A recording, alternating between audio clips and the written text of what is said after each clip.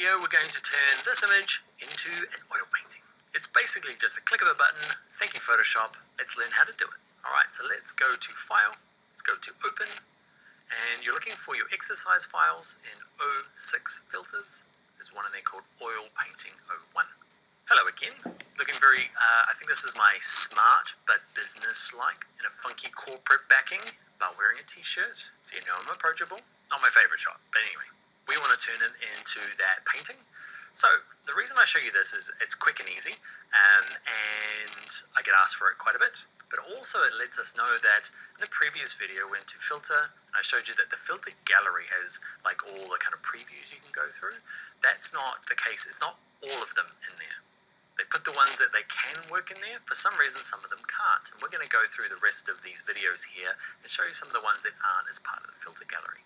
Because we saw in, say, Pixelate, we saw all those kind of crystallize, mosaic, halftone.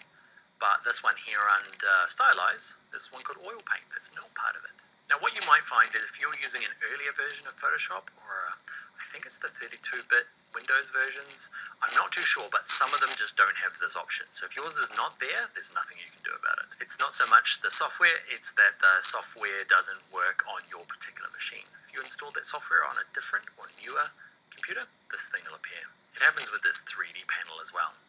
Okay, so filter, let's go to Stylize, let's go to Oil Paint. Basically that's it. Now it's kind of working through. Now your preview's probably turned off because it is quite stressful on the machine. If yours is, you can kind of just drag this around and work, say on this face here. Okay, I like to turn the whole on so I can see the whole thing. And then it's just a matter of kind of playing around and seeing kind of what you feel like more like a painting. I think that's terrible. If you need to reset it, you can either hit cancel or ready for a super nerdy trick. If super nerdy tricks aren't you, ignore this bit, but if you hold down the Alt key on your PC or Option key on a Mac, can you see cancel changes from cancel to reset? It happens in pretty much all the boxes in Photoshop. If you mess things up, hold down the Alt key on a PC, Option key on a Mac, and you can just reset, go back to how it kind of opened up. One thing we forgot to do, okay, is I'm going to hit cancel, is we forgot to convert this into a smart object. Okay, so with it selected, go to filter, and there's this one that says convert for smart filters. Smart filters and smart objects are the same thing. Yes, I'm happy with that. Remember, only thing that changes is that the icon's there, but now I can go to filter, go down to stylize, go to oil paint, and there's me as a painting. Now, doing this with a person is, the face details are quite tough, but I like it for like inanimate objects or, you know, this down here, this is super cool. I love how it works with the detail down here. Alright, that's going to be us. Let's click OK.